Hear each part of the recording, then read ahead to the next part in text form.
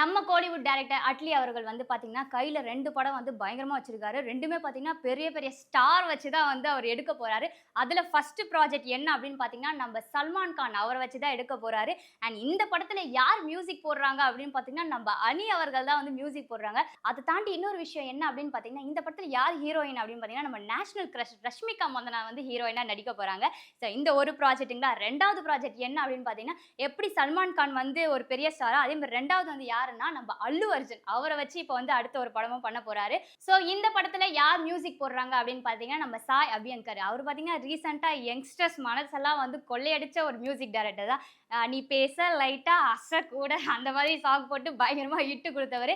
இப்ப இவரு வந்து நம்ம அல்லு அர்ஜுன் கூட சேர்ந்து இப்ப மியூசிக் டைரக்டரா இந்த படத்துல வந்து ஆன்போர்ட் ஆக போறாரு. சோ 2 ப்ராஜெக்ட் வந்து அவர் கையில வச்சிட்டு இருக்காரு. ஆனா மெயினா வந்து எல்லாருமே என்ன நினைக்கிறாங்கன்னா, கோலிவுட் சைடுல வருவாரான்ட்டு. ஆனா வருவாரா இல்லையான்னு அவருக்கு தான் தெரியும்.